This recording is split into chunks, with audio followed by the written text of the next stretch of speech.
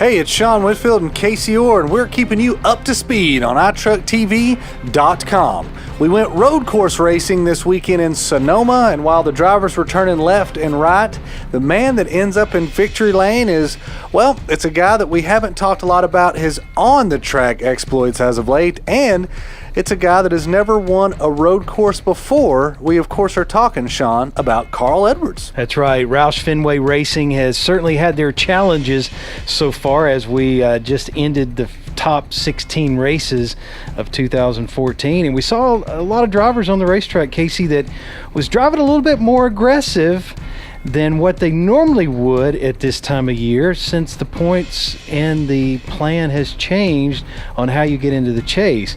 Because some of these drivers that have security of making it into the chase, they're driving a lot more aggressively out there. Dell Jr. to be one of those. And I mentioned about Carl Edwards the last few weeks. All we've talked about is Carl Edwards. Is he leaving Roush Fenway? Is he going to go to Joe Gibbs? What's his contract status? We've talked a lot about everything except on track, and for him to go out here and win a race that he really, I won't say has no business winning, but he's never really had a great record as a road course driver, and to get out there and towards the end outrace Jeff Gordon and hold on to the top spot, I think it said a lot about him. I think it said a lot about the Roush Fenway organization. And they say that winning is the best medicine, and maybe for a team that's been a little sick with rumors, this is going to go a long way. Yes, it sure is, and it couldn't have come at a better time, because certainly the morale and confidence of Roush Fenway Racing has been somewhat challenged lately. All right, let's get into the results of the Toyota SaveMart 350 at Sonoma, California. Wine Country NASCAR was at this past weekend. Of course, Carl Edwards got his 23rd victory in 353 NASCAR Sprint Cup races.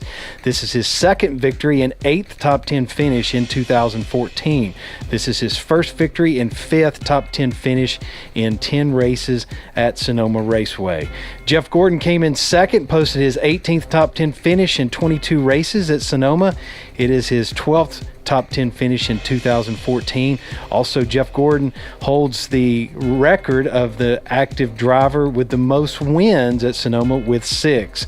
Dale Earnhardt Jr. got a third place finish. He posted his first top 10 finish in 15 races at Sonoma Raceway. Jamie McMurray came in fourth. He was also on the Coors Light pole. Fifth was Paul Menard driving for Richard Childress Racing. 6th, Casey Kane. 7th, Jimmy Johnson. 8th, Marcos Ambrose. 9th, Greg Biffle. And 10th, Clint Boyer.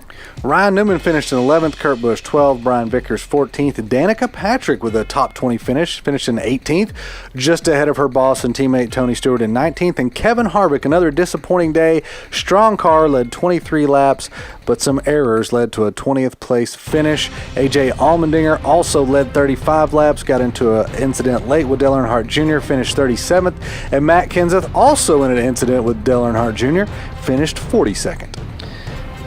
There were 6 caution flags for 19 laps and 11 lead changes among 9 drivers. All right, let's move into the drivers' standings after the race in Northern California. The drivers' standings of the NASCAR Sprint Cup Series are looking like this. Jeff Gordon is the leader. He's 20 points ahead of second place Jimmy Johnson. Third is Dale Earnhardt Jr. Fourth is Matt Kenseth. 5th is Brad Keselowski. 6th, Carl Edwards. 7th, Joey Logano. 8th, Ryan Newman. 9th, Kevin Harvick. And 10th is rookie driver Kyle Larson. 11th, Kyle Busch. 12th, Paul Menard. 13th, Denny Hamlin. 14th, Clint Boyer. 15th, Greg Biffle. And 16th, Casey Kane. However, if the chase were to start today, go down to 26th spot, Kurt Busch. He's inside the top 30 in points, outside the top 16, but he does have that win. He would take the 16th spot away from Casey Kane. And Sean, you talked about the aggressive driving and the fact that wins matter more now. We saw aggressive driving. We saw lots of strategy at Sonoma Raceway. And right now, 16 races in, we have 10 different race winners. So 10 races to go before the chase begins. How many more drivers are going to get a win? Wins are going to mean so much as far as making the chase. I think you're going to see that going forward as we head to Kentucky, Daytona. All these other races we're coming to, wins are going to continue to matter more and more and more, and I think the risks are going to get bigger and bigger. Oh, yes. The pressure is going to continue to mount for some of these drivers trying to make it into the top 16 as we head to that race at Chicagoland, which will start the chase for the NASCAR Sprint Cup. And of course, we'll be headed to Kentucky Speedway this weekend for the Quaker State 400 at Kentucky Speedway, and the race can be found on TNT coming up Saturday night at 7:30. Of course, you can join Casey and I each and every Monday and Thursday at 6 p.m. Eastern Time for Valvoline Racing Radio on Rock 105. You can also tune us in on iHeartRadio. That does it for this week's Up to Speed on iTruckTV.com. Right here on the NASCAR update at iTruck TV, where Sean and I keep you up to speed.